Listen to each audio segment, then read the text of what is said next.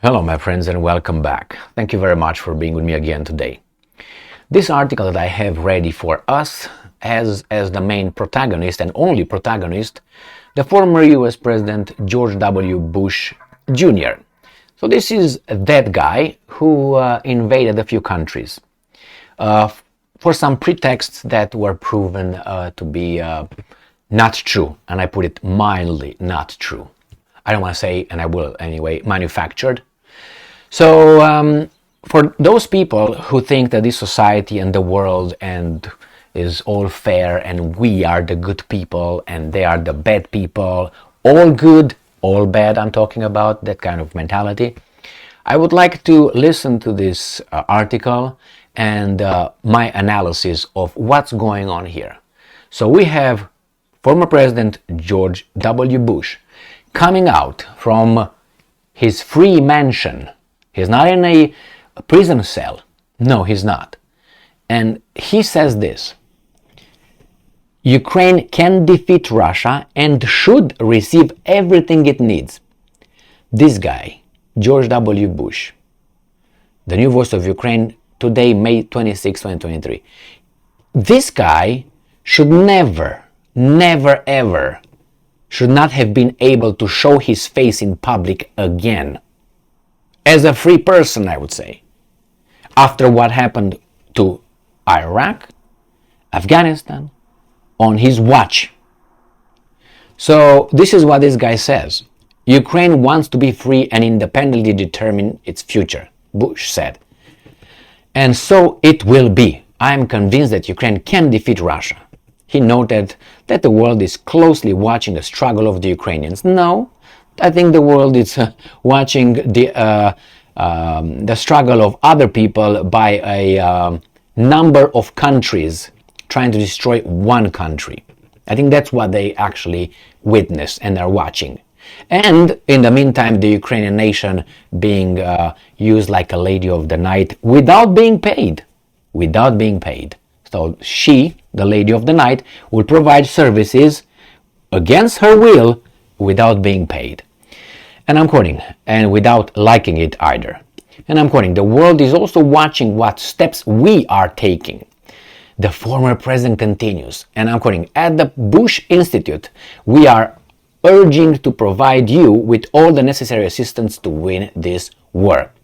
I'm not going to go further here because he's not worth it. I will just say this. For people who don't remember or ignore it, live in denial, have their head in the sand like an ostrich, let me remind you what happened.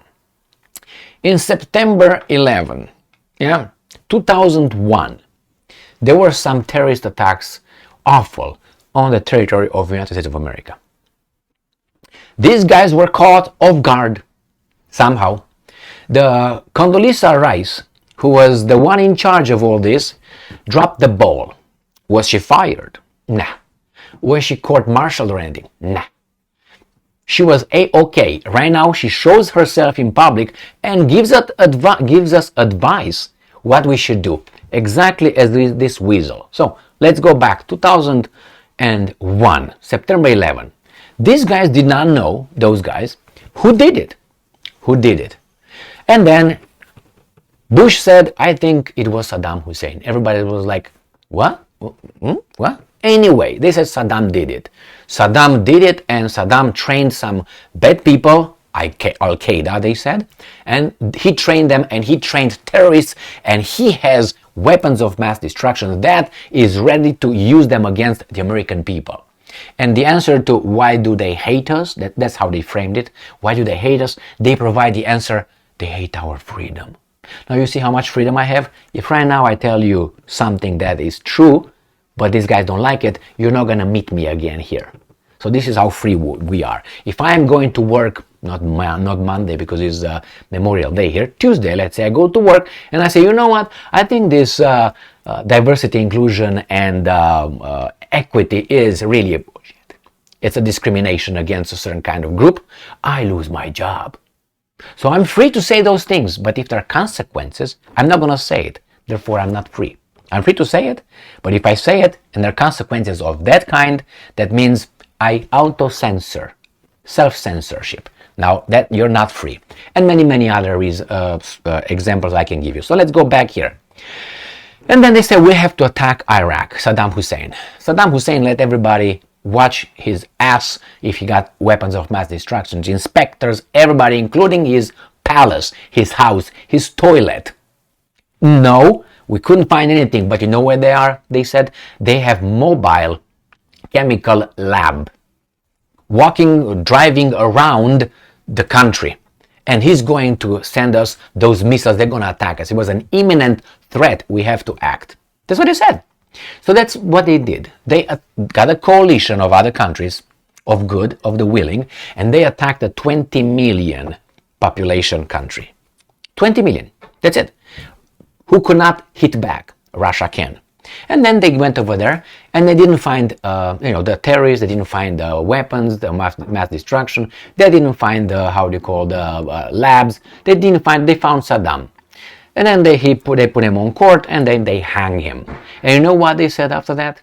They said, we didn't find that, no Al-Qaeda, no training, but at least we brought freedom and democracy because they need it. Well, that's not how it works. That's not how it works. So this is George W. Bush. They imposed sanctions on Iraq, if you remember. And yes, Madeleine Albright, then the Secretary of State of the United States of America, very much friendly to certain kind of Zelenskys and so on. She, on 60 Minutes, if you remember, you can still watch it, was asked, do you think that those sanctions that claim the life of about 500,000 Iraqi children is worth the price? And she says, yes. So she was okay with the sanctions of Iraq that would end, supposedly killed 500,000 or about 500,000 children. That was the good-hearted American Secretary of State. All right, go and check her bio, by the way. Some of Blinken you find over there, some Zelensky, some Shmihal, some, just a coincidence, I'm pretty sure. Anyway, so you can look at Brzezinski if you want, and you can also look at Kissinger if you want. Look at the bios as well, and list goes on, but that's not the point here. People that are not very nice are everywhere. So this is how this guy that now tells us he's not in prison, he is free to come over there and tell that we should give them. He thinks that Ukraine will win in her defense. How much credibility do you give that guy? I don't give him 0. I give him negative. 100 credibility. Negative 100, not 0. Because he's the negative with the lies, with everything that was given. And the mass media, that's even worse. That's the mass media. Did not counter that. Remember Colin Powell? Remember? He showed that United Nations with those hand-drawn things convinced the world of the weapons of mass destruction that Saddam had. Those mobile labs that he had. That was at least embarrassing. What happened with Colin Powell? Court-martial? No, nothing like that. No, he died as a revered general and joint chief of staff or whatever he was. So if you see all these things and you get fired for having an opinion at work, that behavior, no consequences, not even investigated, you say that and you get fired, you tell me how this world here in the free world is fair. Do you understand? It's a different set of rules for some and a different one for others. And you're not in the good club where the good set of rules apply. You are there where you have to go by, hey, excuse me, sir, you drove 3 miles above the speed limit. I have to write you this citation and you're going to pay a fine for that. Okay, thank you. Oh my God, honey, I'm so sorry. All right? Remember what Stalin said, supposedly. You kill one person, you're a criminal. Someone kills 1 million, it's just a matter of statistics. Stalin was not an idiot. He was a criminal, but not an idiot.